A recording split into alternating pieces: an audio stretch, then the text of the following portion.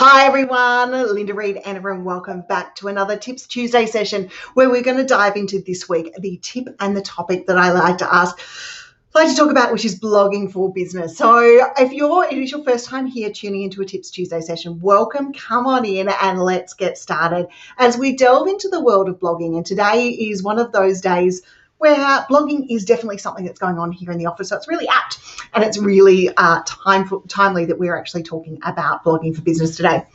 Okay, for those of you who don't know me, there's a pause for a minute.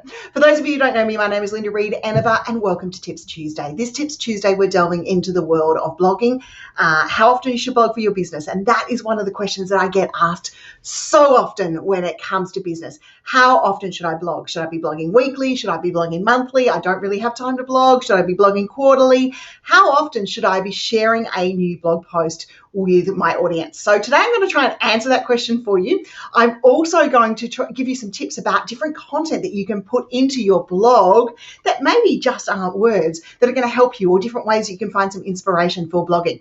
And we are rounding up the 2022 marketing planner, and one of those things that we've got inside that marketing planner is the blog plan, so that you can start to plan out your blog content. So when it comes to blogging, there are a couple of key factors that we've got to look at before we even look at time. And that is it does come to time, but we need to look at what content are we going to share. So let's delve with that first before we start going and looking at, how often should we blog. So we need to make sure that the content that we're going to add is going to add value, that it's maybe going to help us rank in the world of the internet, because that's what we really want to make sure that we are doing when we're blogging. We're wanting to rank, and we're wanting to appear for keywords. And then we also want to make sure that it adds value, and we've got other stuff to link it to, whether it's a product or it's a course or a service.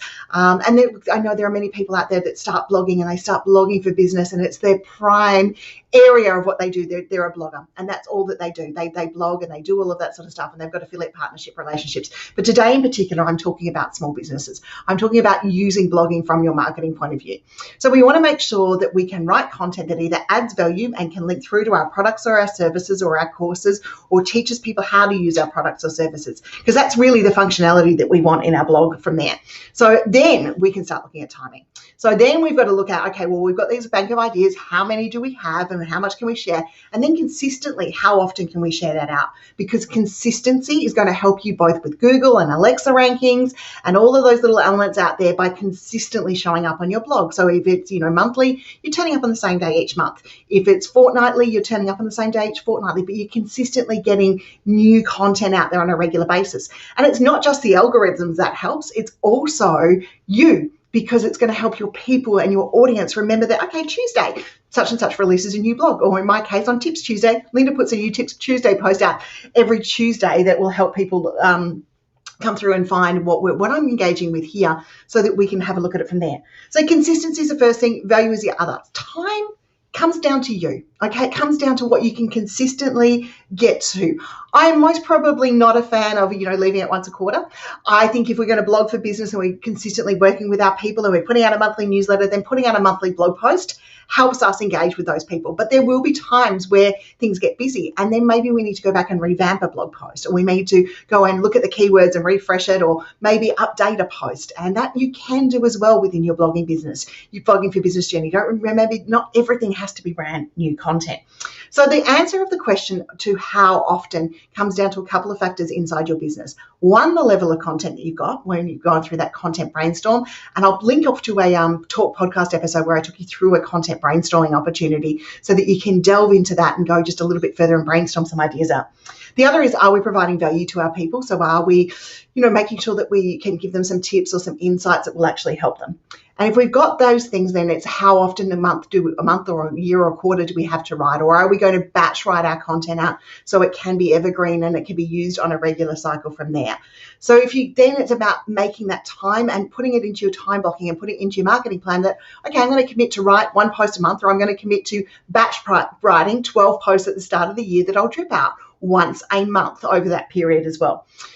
The thing is, the more frequent we are, the more content we have, the more we rank, and the more, keywords that you're going to be ranking for on Google. But if we've got good quality content and we're putting out valuable content and we're, optimizing it for Google search, we're optimizing it with our images, our keyword searches, once a month is most probably enough inside the business world. Here in-house, we tend to aim for fortnightly, but we quite often aim for fortnightly across a number of sites. And you might also, when you're looking at blogging for business, look at how you're going to actually guest post as well. So there's not just your site that you've got to take into effect when you're looking at how often should I be writing or how often should I be getting a blog post out there. Make sure that you're also taking into account your own your guest posting contributions. And I know in-house, when I first started guest posting and writing, I said yes to every opportunity. And that actually was a detriment to me because I didn't get to write my own content. So look at your writing capabilities. And if you want to be writing and guest posting for everyone else, then look at maybe monthly or fortnightly and what you can commit to, or look at content batching and then doing your ad hoc writing throughout the year. The biggest thing when it comes to timing and how often should I blog is the consistency component of it, because it's not about not blogging. It's not about overpressuring yourself. It's not about getting a blog post out every day or every week. And look, I know some people can do that, and that's amazing. I think that's fantastic that they can. It is about consistently showing up for your audience and consistently showing them that you are there. The value of a blog post when it comes to your marketing, though, is the ongoing marketing that it has, the evergreen, the appearance in search, maybe the videos that you can create off it that really helps from there. So the biggest thing is once we've got that blog post, we need to share it. And then we can share that in our newsletter. We can share it in our social posts. So there's a little bit more work than just writing the blog post. It literally is, as we say in the Blogging for Business course, the start of the journey. The marketing, the blog post is what gets the traffic, what gets you seen, and what gets you the results from that post. So you realize that you need to use tools like Meet Edgar or Missing Letter to market that blog post once it's got it written so that it can reach a wider audience. And then we want to make sure that when we're blogging, as we start going through these ideas, and if you've already got content out there, this is a great opportunity to do, is look at what you've already got. And look at how you can cross-link those posts together, because the search engines love it when things are cross-linking, because it's saying, okay, they're not only an expert for this one post they put up, they're an expert because they put 2 or 3 posts up on that topic. And that is really, really valuable when it comes to the form of making sure that your social content, your blogging content is ranking well, but also being shared. And it also gives that reader or that prospective student or that prospective buyer the opportunity to come back and see that you're not just a one-hit wonder on this topic. You've got related posts, and they can learn more from you. And the more they can learn from you when they visit, the more they get that 7 or 8 touch points in, the more likely they are to buy from you. And if you can do that inside one blog post and article, then that is really great. Okay, the other thing that I really wanted to talk to you about today is not all blog posts have to be words. Okay, blogging has changed quite a bit since it first started. Now, while words are great and writing a big blog post out there is fantastic, you can use things like your podcasts. You can use things like your tools, like your videos that you've got up on YouTube or Facebook to embed into your blog posts and help you along the way. Good morning, Veronica. Thank you for saying hello to me this morning. I love it when people say hi. You can use that content and you rank it. And for 2 reasons, that works really well for you. It helps your podcast. If it's your podcast episode that you're embedding in your website, and you're sending, when you're marketing your podcast, you're sending people to traffic on your site, helps your ranking.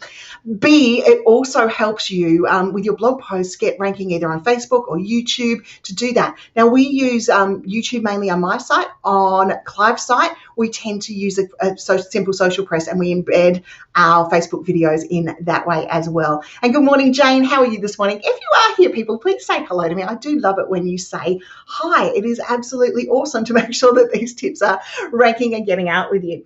So the other thing is we've got video content. So you most probably have a video library that you could start to look at writing a little bit further and putting into your posts. And if you're a podcaster or you're getting started with podcasting and you haven't looked at including that on your website, do, because it's all going to help with the ranking. It's all going to help you be out there in search. And that's exactly what we want to do from there. So to leave you on today's Tips Tuesday session, let's just go through a couple of ideas about where you can find some blog inspiration. Take a note of the questions that your people are asking you. Take a note, maybe what's happening in Facebook groups, what your clients are asking you, what your prospective clients are asking you, and write content around that, because if someone's asking it, it's guaranteed to be popping up in Google search engines along the way as well. Use your Google Analytics. See what keywords that people are coming to you for. Use those, tap into those and get to know them. And use your insights on Facebook, on YouTube, and see what your popular content is, because your popular content is going to help you rank on the web as well. So if you've been popular on Instagram or popular on Facebook or popular on YouTube, use the insights, see what those top things are, and look at what you can create blog posts around, whether they're words, whether they're videos, whether they are podcast episodes that will help people work with you. So I'm going to round out today's Tips Tuesday session with those final tips. Blogging for business, how often you should blog, comes down to how consistently you can turn up and add value to your audience. So, there is no exact right formula. It starts to work for your business. So if you can commit to writing a blog post every week, good on you. Commit to writing a blog post every week. If you can commit to fortnightly, commit to fortnightly. If you can commit to monthly, commit to monthly. And if it has to be bi-monthly or quarterly, yes, there's going to be a little bit more time, and it allows the audience, most probably going to give the audience a chance to forget you, but at least it's consistent and at least it's content getting out there. And we don't need to bash ourselves up because we don't feel like we can make it. And if you do miss a month, you miss a month, okay? Don't bash yourself up. Just continue to provide your audience really good content. And if you miss a month or you feel like you're under the pump, then go and see what you can update and bring back up to the top of the ladder, because updating your content shows Google that you value your website, and it also brings your content back up in front of the memories of the people that are already engaging with you, and they may not have seen that article yet. So there we go. There's the final tips for this Tips Tuesday session. I've hoped you enjoyed joining me. I look forward to sharing more tips with you, both here and in the Talk podcast, as we share and help you market your business.